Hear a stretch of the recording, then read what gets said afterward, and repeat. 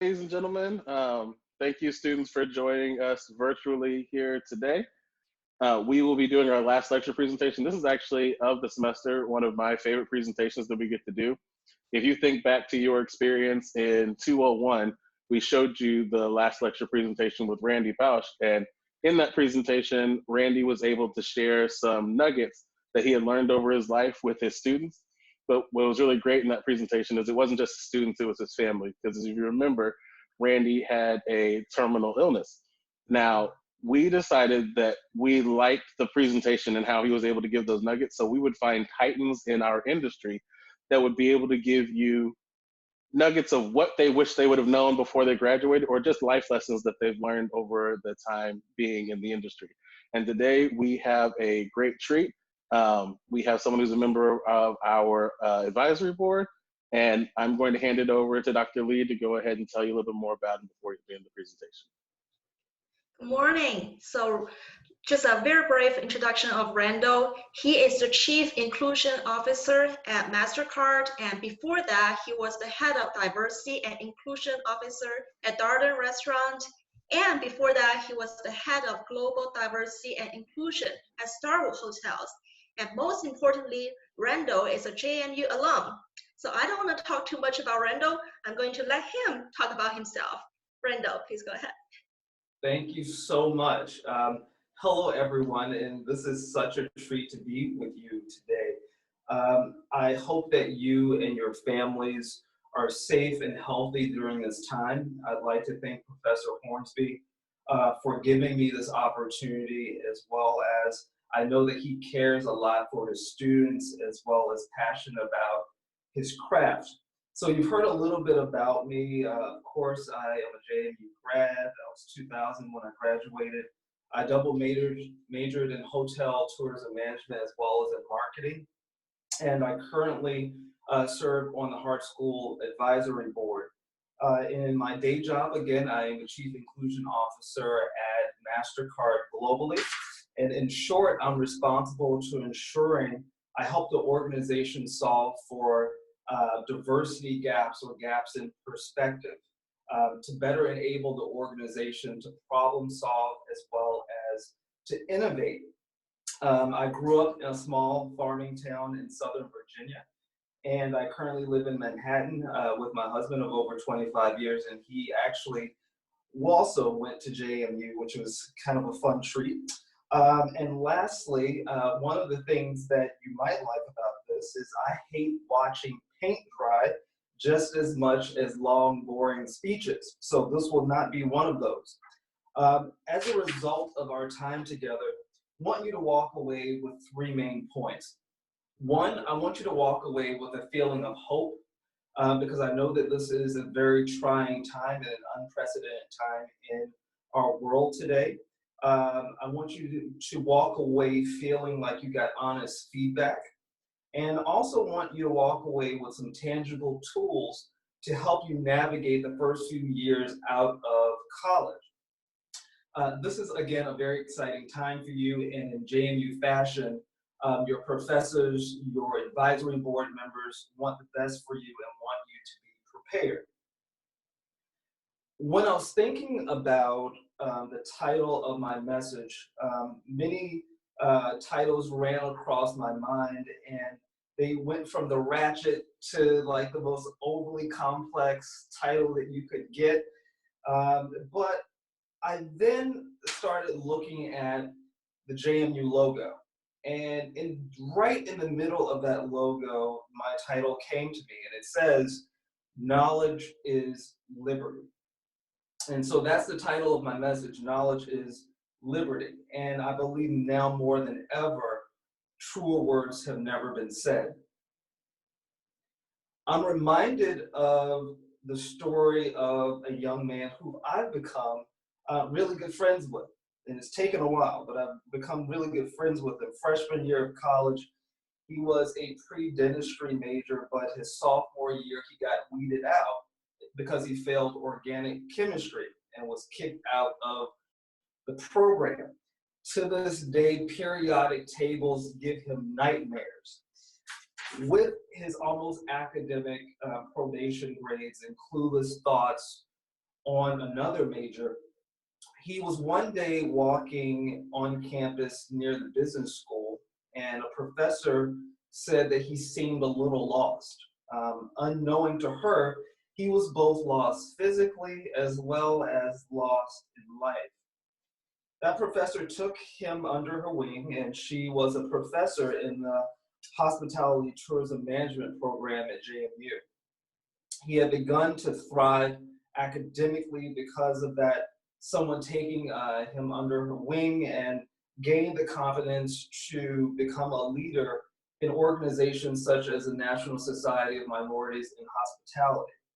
He had 2 internships with Marriott in sales, and was hired as a project manager even before he graduated college.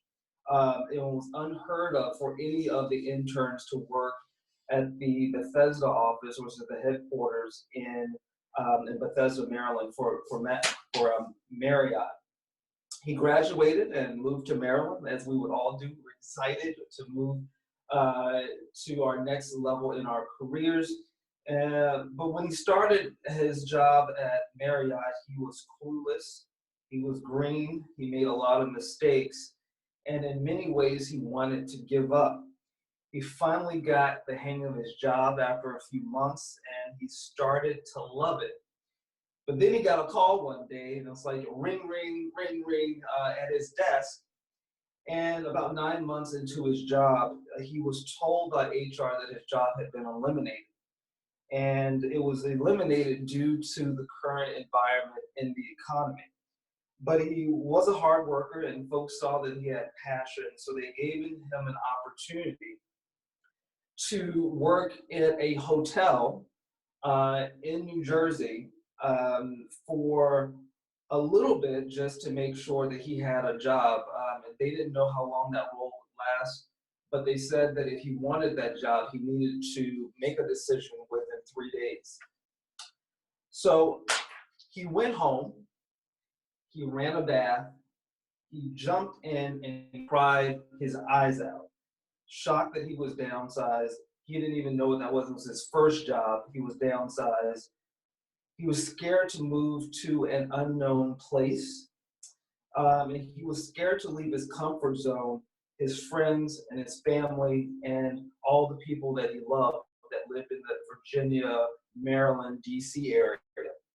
But he was also reminded that bills needed to be paid and choices had to be made. And he took a leap and moved to that job in New Jersey. A month into him moving into New Jersey, the 9/11 attacks happened. So his role from selling Jewish and Indian weddings went to going to funeral homes and churches, drumming up businesses for repasses for 9/11 victims. That year he worked Thanksgiving, he worked Christmas because he was the low man on the totem pole. And even though he hated his job, which he did, he gained valuable experiences that he leads and uses to this day with. After a year, he saw this role at Starwood Hotels, which was in White Plains, New York. He interviewed for a job. He didn't get the job because he was nowhere remotely qualified for that job. But they saw Marriott on his resume and were piqued in interest.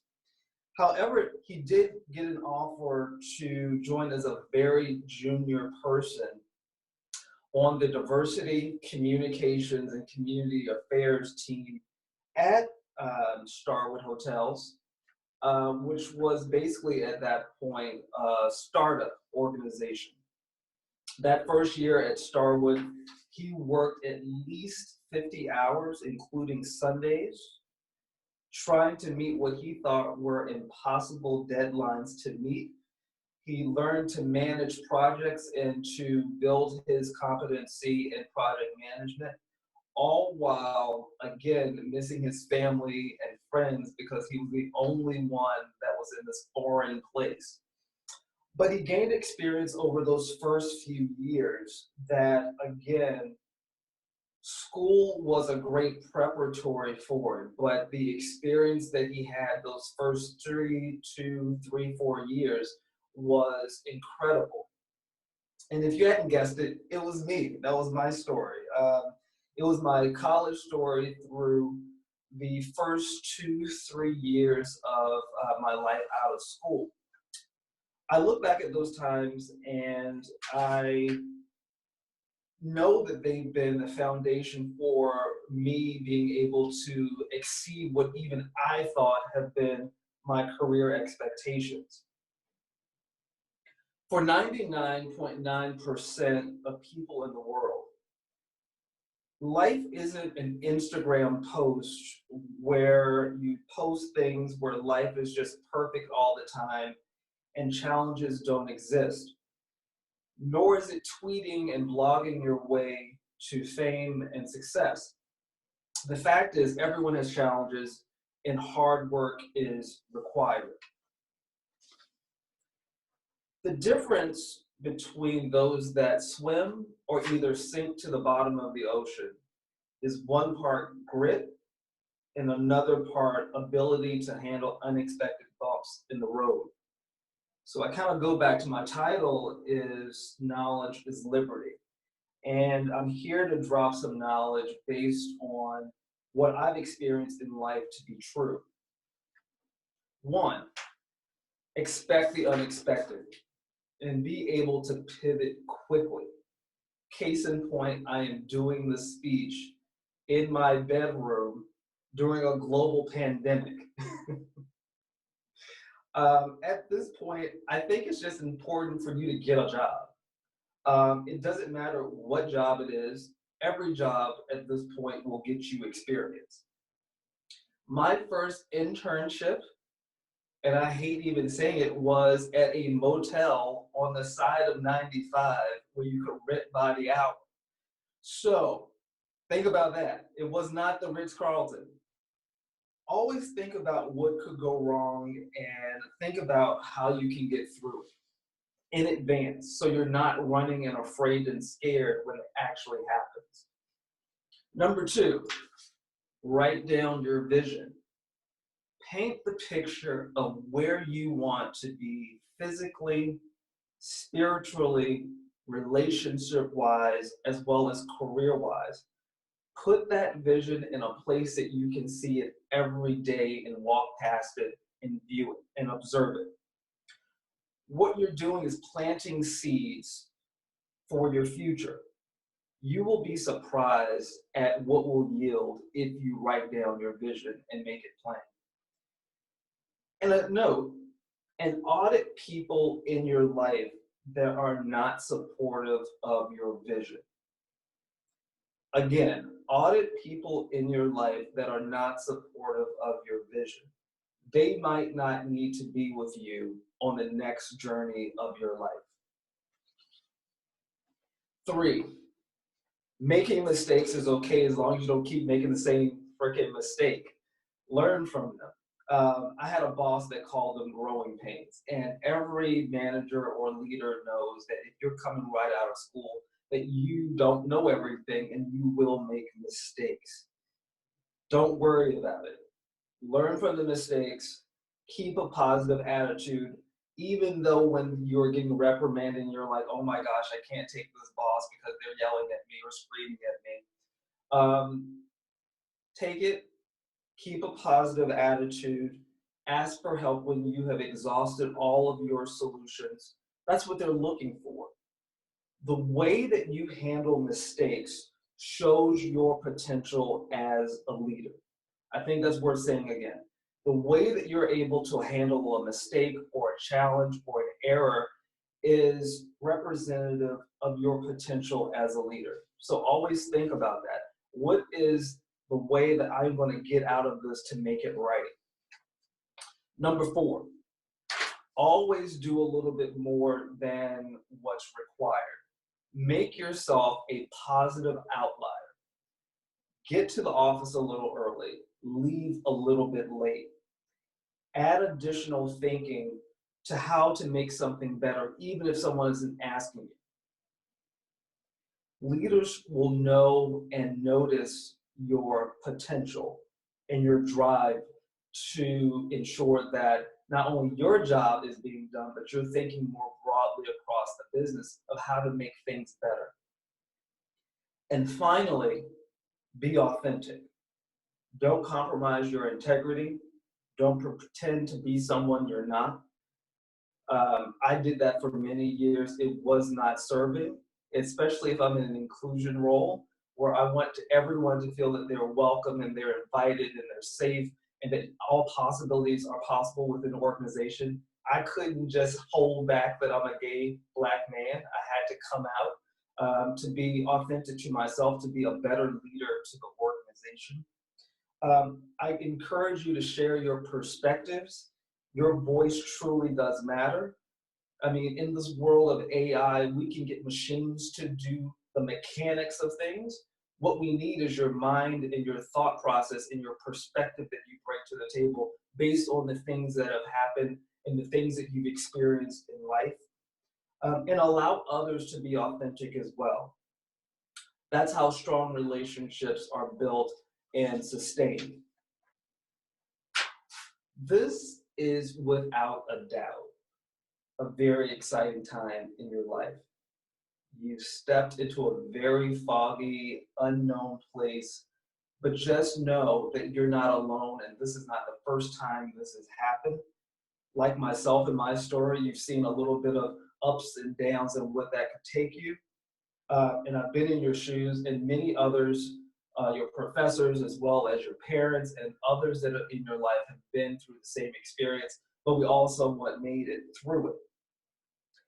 Knowledge, again, is liberty, and I hope that I've said something that gives you freedom to embrace your future. Thank you, and be well. Thank you so much, Randall. I think those were excellent words. I know I've put together a couple of questions just from some of the things that you said, but I'm going to go ahead and let Pam lead the way, so get ready for some hard hitters coming your way. Pam? Of course. Yeah, thank you, Randall. That was a really nice speech. So you just mentioned that life has ups and downs, and we are currently in a very special situation with all the students stay home, as professors stay home, and our industry is not doing very well. So what suggestions do you have for our students to make the best of the time they're staying at home now to prepare for their future, even though the future looks very foggy at this moment? So what suggestion do you have for them that they can make best of the time? Right, and so one of the things that the reason why I shared my story is because even in the best times, and I had gotten a job before school ended, I still was laid off. And so I still had to be able to pivot and turn around things in an unknown environment, very similar to today.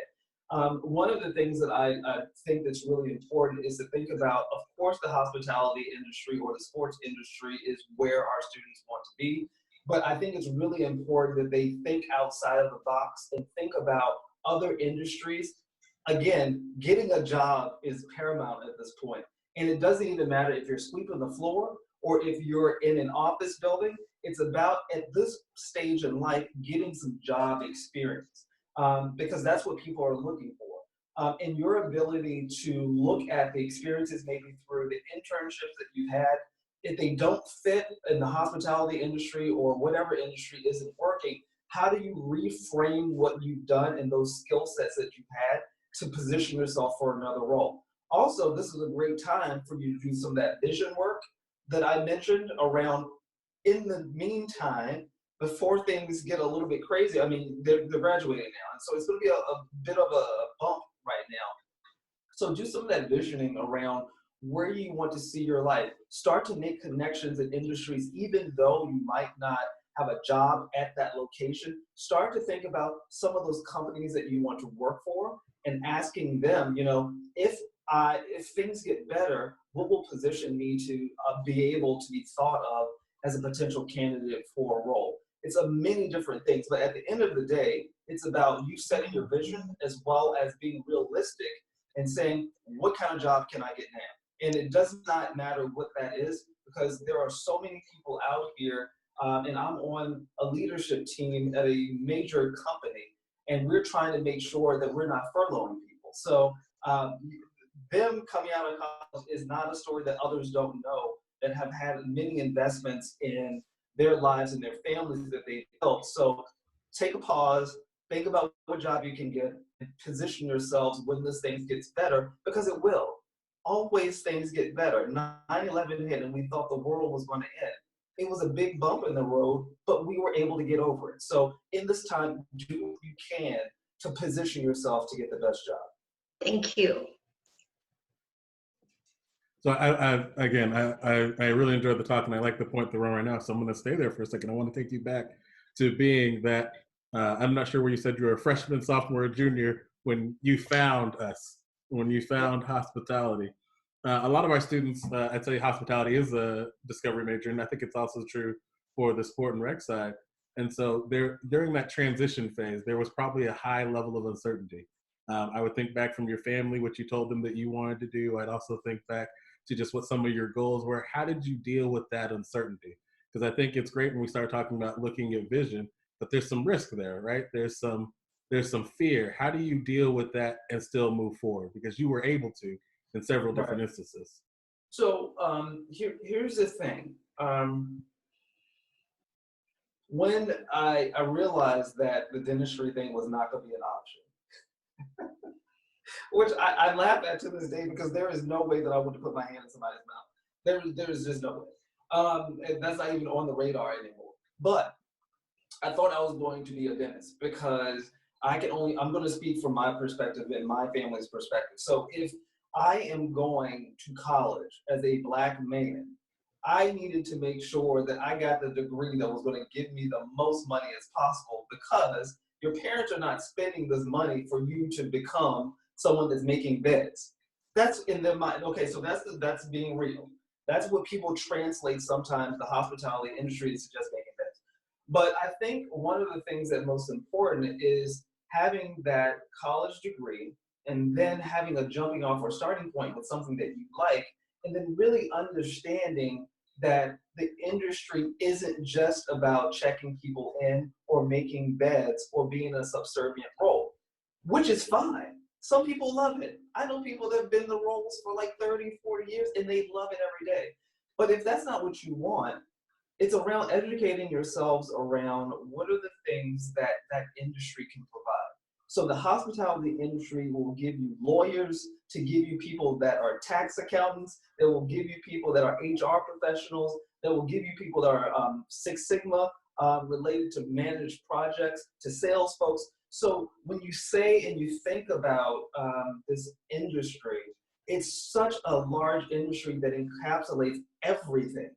If you're working for Hilton, if you're working for Marriott, if you're working for Darden, all of these companies, all of those roles exist. So it's the positioning of and being educated around that it's not just one thing, but it's everything that you could do within this. And that's the fun part about it. It's the what drove me to loving the hospitality industry is that it's the connection between liking people and being a person that is committed to customer service, making sure that the person that your customer or guest is well satisfied with business. And so I think that that's a great opportunity with any industry. So every industry, even if you're going to be in the medical profession, there's some good things and some bad things about it. There's some stereotypes, and there's some stereotypes that all industries have to deal with. But I think it's just around, one, finding something you kind of like to do, and then understanding all the opportunities within that. Because there is no one industry that's going to give you one thing. And so that's how I would position that. Great. So my next question is, when we look at you, you were fairly accomplished now. I'm not sure if you consider yourself at the pinnacle, but I think that, as I said at the beginning, you're one of the titans in our industry. And I'm going to assume from some of the stories you just told us, that's not where you started. And so how do you manage expectations of students who are coming out who see themselves as the next GM of a property after graduating 5 days ago? And I'll add to that I'm currently looking at budgets from our students, And how do you manage the expectations from an income standpoint? Because a lot of the budgets we're seeing, I think, are based on what their parents' lifestyle was, and maybe not the lifestyle they're going to live when they first come out of school. And so I just want you to talk a little bit about how do I know that I've got this piece of paper? I know that I am well educated, but I am probably not going to be leading the company 3 days after I start. I mean, I think it's just what you just said. They're just not. And I think the reality of it is, when I said in my message, around you can't tweet and blog your way to success and fame, or that everything's an Instagram snapshot where one day I'm in school and next day I am head of the GM over at the Ritz-Carlton. Life doesn't work that way. I think that if you hear, I don't think I'm special, quite honestly. I think that one of the things that has been interesting in my career has been hearing stories like mine and understanding that people just didn't wake up where they are. And I think that if you at the end of your 20 years, like I've been out of school and been in the industry, you'll find that those times where you didn't know what to do, or your salary was low, and you were having challenge, those were the things. That's the gas in the fuel tank that will get you to those larger roles, because you've done it. You can't talk about that you're going to be a head of inclusion and diversity without doing the copies and doing the paperwork and sitting in an office from 5 o'clock in the morning to 3 o'clock in the afternoon on a Sunday, because you won't be intimately involved in it. I'm thinking about, it's kind of random, like a Kobe Bryant who did nothing but perfect his craft. He didn't think that he was going to be someone that left this world as one of the top people that everyone thinks about when you think about basketball. It started with him doing layups in his backyard or practicing nonstop. But it's the focus of having that vision of where you want to be, and understanding that if you write that vision down, or you're very clear to know, I want to be successful. Success comes in stages, and it comes through different things that happen in your life. And I think it's really important to understand that those things, that the low salary, I made a very low salary when I graduated from college. But that's a starting point, because you're green and you know nothing. And it's one of those things that if you perfect what your craft is, organizations, other people will become attracted to you and understand that this is someone that I want to play on my team. And that's how the promotions, that's how the recognitions, and that's how things will start to fall in life of what you consider fame or, status or clout in society. Great. Pam? Yeah, so Randall, I have another question for you, more related to your job. And we know that you are a diversity and inclusion officer, and diversity inclusion is very big nowadays, especially with hospitality and sports and rec industry. So when you were first offered a job, did you know what that was? And how did you handle like a new job? And also, how does this like diversity and inclusion affect this hospitality and sports and rec industry nowadays? Why do we even care about it? So back then, when I was told that there was an inclusion and diversity job that I was being offered, I had no idea what that was. I mean, there wasn't a degree in being a chief inclusion officer or a diversity leader at that time. It just didn't exist. But quite honestly, over the years, a lot of people, even calls I had yesterday, a lot of students have been asking about, I want to get into this field.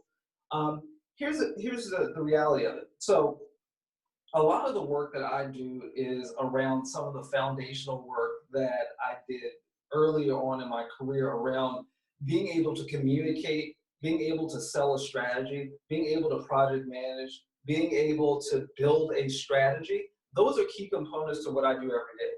And being able to sell something and make sure that I'm working collaboratively across the organization. And so that's a skill set that I've learned. So one of the things is that everyone feels that they need to be an inclusion officer in order to do my work. I think that you could definitely do it, but also you can marry it with your current job. What my job ultimately looks like is if I am a leader or if I have any responsibility in a company, how do I ensure that different perspectives and different people from a diversity perspective are represented? So if I'm a general manager, or if I'm, no, I will say a front desk manager. If I'm a front desk manager at a hotel, and if we're thinking about, equity around who gets what hours, to make sure that the women as well as the men are getting the same hours, to make sure that if we're coming up with a new way of checking folks in, that I only don't look at the front desk folks, but I also talk to sales and I also talk to other parts of the hotel in order to get their understanding and their perspective on things. So this work can either go into two streams. One is that you can make it your career path, or I think more importantly than more than needed across this world is for folks that I work with every day in functions to say, how do I make sure that I have listened to every perspective or guided perspectives from different places in the organization, as well as I have a diverse team of people from different perspectives, different backgrounds, different looks and sizes and colors and educational backgrounds that will enhance my ability to problem solve and well as to innovate in my role. And I think that's the key to it. I think that people sometimes get confused around, I need to do this as a title versus I can do this in my daily life and get that same fix, because there are two different kind of paths that you would take. And there are a lot of folks that, quite honestly, I think first starting out by just being an inclusive leader is a good step into doing what I do. Thank you. How do you know, as a young manager out there, or even from a diversity standpoint, how do you make sure that your voice is heard when you don't necessarily have the clout behind it? So, I mean, one of the things that I learned when I was a Marriott, and I was completely the low man on the totem pole, as a college hire into a corporate environment that did not accept college folks right out of school. And so I would be in meetings and I would hear from my bosses that Randall isn't saying anything. And until I got the feedback around, in every meeting that I had, I would write down before the meeting my question or a potential question that I would ask, 2 or 3 questions that even though I might have been scared to ask that in the moment, at least I would have my question on a piece of paper that I could look at and I could just say that question during a meeting. And I would make sure that I had done my homework and looking at the meeting materials beforehand or whatever. So here's the thing, for good or bad, at this point in their career, I think that there is no status or level. I think there's just respect. I think that it's more of you being able to share your opinion, but also being able to read the room and understanding when to share that opinion. And I think that becomes around the common sense and reading a room, which is the intangible that sometimes at my level at this point are the most important things to learn and understand. But always come to a meeting with a question. Just come to a meeting with one question at this point. You got your training wheels on. Come to a meeting with a question. That will start you being able to feel comfortable. And then after a while, you'll understand when to ask an easy question versus a hard question.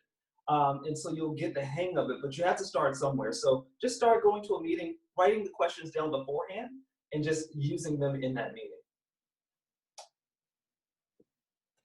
Great. How did you know when it was time for you to leave one position for the next? Wow. Yeah, it comes in different stages. So sometimes, I'll put it this way.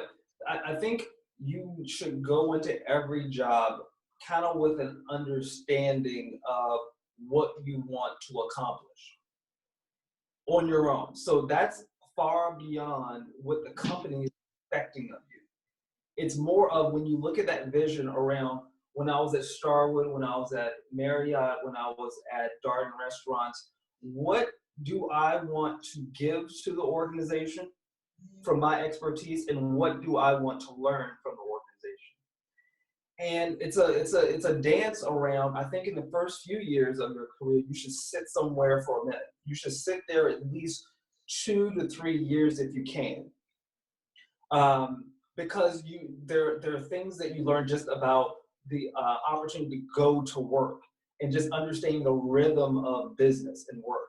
But then there's the other piece around once you get that and you have experience and you're bringing something to the organization, there's a natural flow of when you see the period coming to the end of that sentence.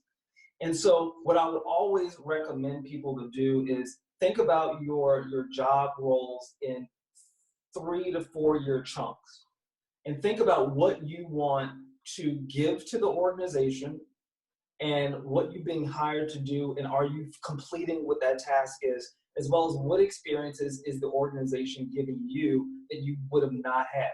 After that piece has been somewhat solidified around what that looks like, I would say think about that year, that third year, always starting to put your feelers out there around what's next and what other opportunities can I start to look at. I had a piece of really good information from a head of a brand, a major brand in a hotel company, that always told me to not stay still.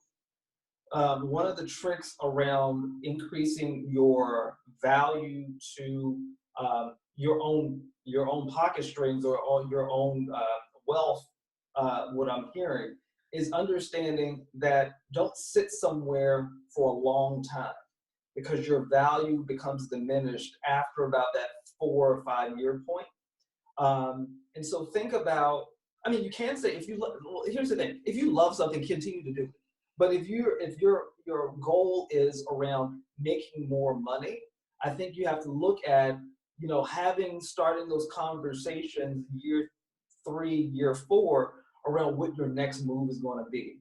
And so there isn't a exact timing, but those are kind of principles that I use when I'm thinking about my next role. Yeah, I think that's great. I think, like you mentioned, at that 3 to 4, if you're looking at your value, it might be within that company, it might be without, but just looking at what is that next thing that you're able to achieve. Right. But I also think that there's this piece around you have to be very clear as to what your goals in life are. So if your goals in life are to be in a stable environment where you have job security because of how you want to live your life or build your family, and you want to stay in the same place maybe for children or maybe for a parent or something like that that's aging or something, that you need some consistency, that's fine. But there's also folks that want to make sure that they have the opportunity to just kind of grow and develop, keep growing and developing. And so you need to figure out, again, with your vision, what makes sense for you. And at different stages in your life, you might want to hit the pause button, or you might want to speed it up. But always be thinking about what that plan is. And I think that's the key message, is always evaluate, are you happy? Am I still doing a job that I'm giving something back to the organization through my expertise? And is the organization actually giving me something, and am I learning? Randall, it's good to see you. I apologize. I've been enjoying watching you, but I've had technical problems with my audio. So good to actually hear your voice. I look forward to playing this back. You mentioned about being at different points in your life, and my question would be for you then, how do you manage family versus your work life? I know you have a very strong family and a very close relationship with your family. How do you balance that? You know what, Neil, one of the things I said early on in my speech is that you have to write your vision and be very clear around what that looks like, both physically, spiritually, family-wise, and career-wise. And kind of, I would say the people that are closest to you, you should walk them through that. Because I would not have been able, and you know my husband, Neil, as well as Professor Hornsby, you know him, I had to walk him through what that looked like. And so when I made the move, and I was completely afraid to move from Maryland to New Jersey, it was somewhat part of a discussion that we had, that life wouldn't always be a smooth sail where we're just gonna always kind of live together and we're always gonna have the same, there was some give and take. So I think it's really important for you now for folks to figure out what that vision is and share it with their loved ones, and then make sure that they understand that you love them and understand that this is not something to get away from them or be, or you're trying to, sabotage the relationship, but more of, I'm in a mode for my career and this is what this looks like, and hopefully you can be supportive of that. And if not, you kind of need to figure out, are they going to dictate what your life looks like, or are you going to kind of continue what you want to do? But I think it's just being really clear up front with them around what this road could look like, and if they're willing to be a part of what that looks like. And also, I have to look at that. I have to look at on my other half to understand that maybe sometimes I can't go to that next event that I need to go to because I need to be supportive of him. So it's a give and take of what that looks like. It's not just all about you or me, but you have to consider everything. But at least if you write down a vision of, here's what life will look like, and it's not going to be easy, but at least calling it out, I think is like 90% of the game, to understand that it won't be, a Monday through Friday, 9 to 5. Good point. I have another question for you. So we talk about what our students learn in school, and the students that are going to be seeing this as seniors who are graduating. When you think back to your experience at JMU, not just classes, not just teachers, but what skills do you think you gained? What knowledge of life did you think you gained that you ended up using in your career, especially early on? You know what? I think it was even the first day that I visited campus, and I'm not sure if it still has a status or not, but I think Harrisonburg was called like the friendliest town in the state or something like that. Yeah. Which I think is very cute. Like, I think of like the ice cream shops, and I think about like downtown, and also, well, there's so many things. So, but I think what I learned more is that there are nice people that exist in this world, and they always don't look like you. Especially being someone, a Black guy that went onto JMU's campus back in 1995, it wasn't really that diverse. And that was okay, because, I mean, the world, in parts in our society in senior level positions, you sometimes are the only ones. You need to figure out, like, how that's going to navigate. But I think JMU is a very nice culture and environment, and it makes you want to be a nice person. I think that collaboration was something also that I learned at JMU, having different perspectives and hearing them from different people from different walks of life. I think that the number one piece for me was, for example, I think I came on campus and people hold doors for each other or something like that. So if you go, yeah.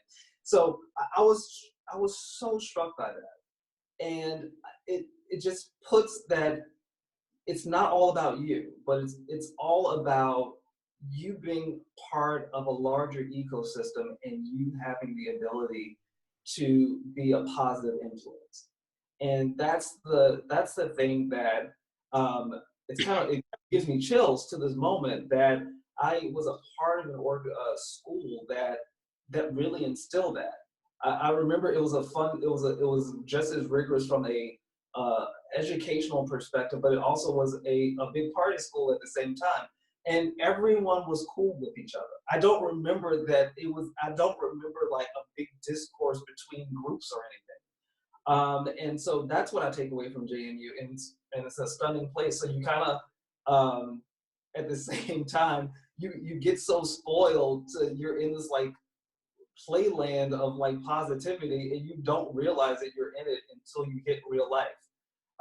And so I think that if you think back to all of the great times that you had at JMU and what made JMU, because it was a very cool place, and if you're able to share that that experience in the way that you operate as an employee or as a friend to someone else that didn't go there, I think that's the ultimate compliment to JMU, is by living up to the standards that we instilled in our students.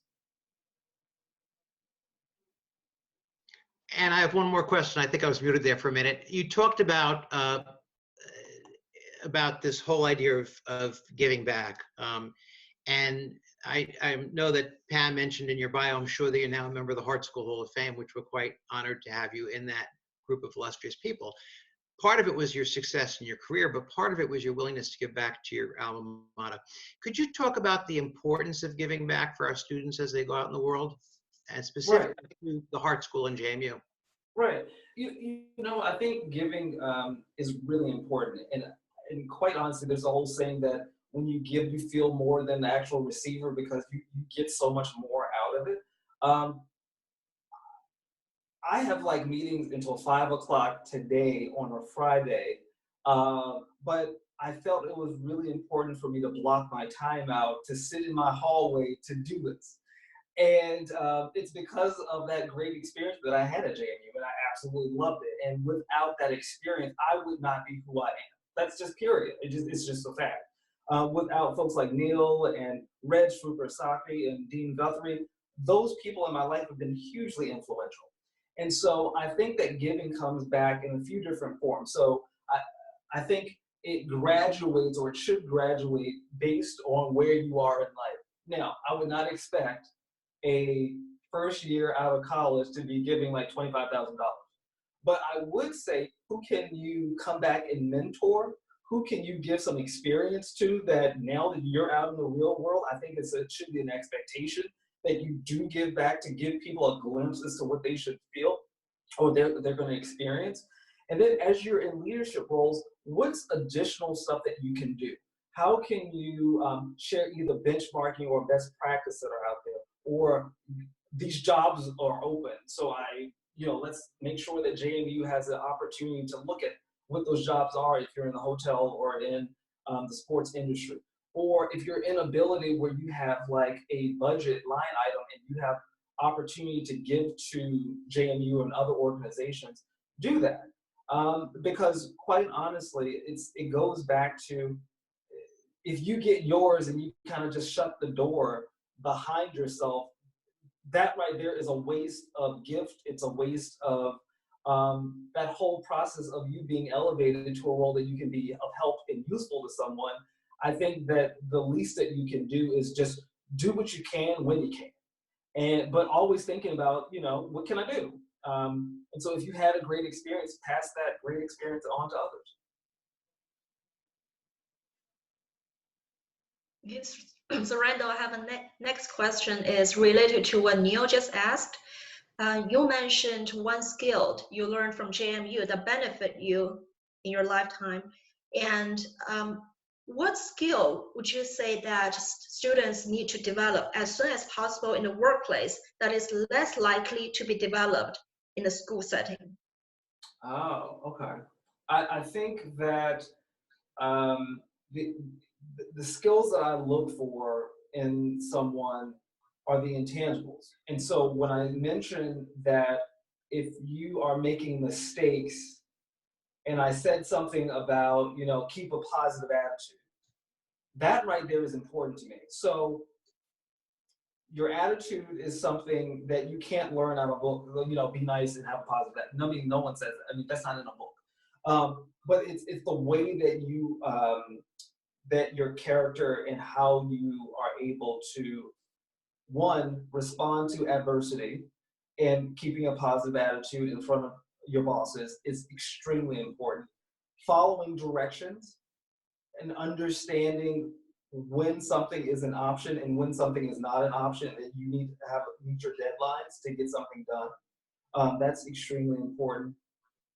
And then 3, I think, is how you're able to collaborate and work with others.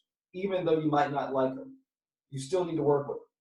And so being able to collaborate, being able to meet deadlines and do the work that you were asked to do on time, Those are types of things, and you know, and then having a positive attitude in the face of adversity, I think is really, really important, especially as someone that's just starting, because leaders in the beginning, you're not going to get to a leadership role unless you have those skills.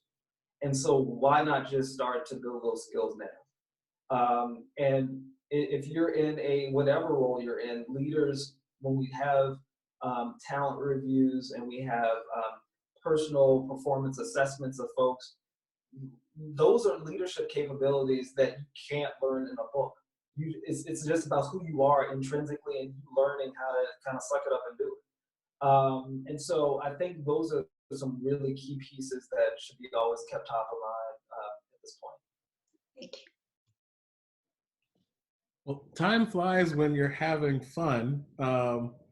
We talked earlier offline that videos that are over an hour can sometimes drag on a bit for our students. We want to make sure that they can get to all of the great nuggets that are in here. So if there's no other questions from the faculty, if you could just maybe give us your last thought that you'd want to leave with the students.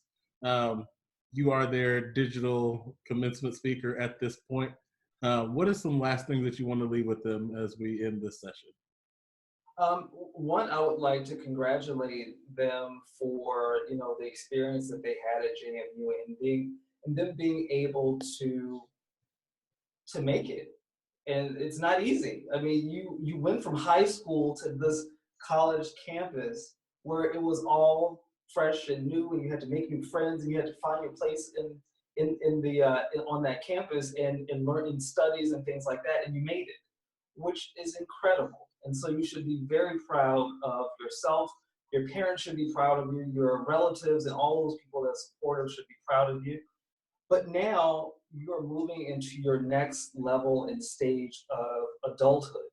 And everyone goes through this stage if they're old enough and have the ability to do so. And I think that JMU has that giving you the experiences and what is needed in order to be successful. Now it's up to you. You have tools from college and the experience that you had. You have tools from your professors. You have tools from me giving you those glimpses into what to expect. But now it's up to you to figure out what you want to do and to think about the impact that you want to have in your life as well as on the world. So the world is clearly your oyster, and I wish you well, and I hope that your families are safe during this time, and I look to hear good things. Well, thank you so much. And on behalf of the faculty as well as the students, we really appreciate you taking this time out for us, and go Dukes. Thank you.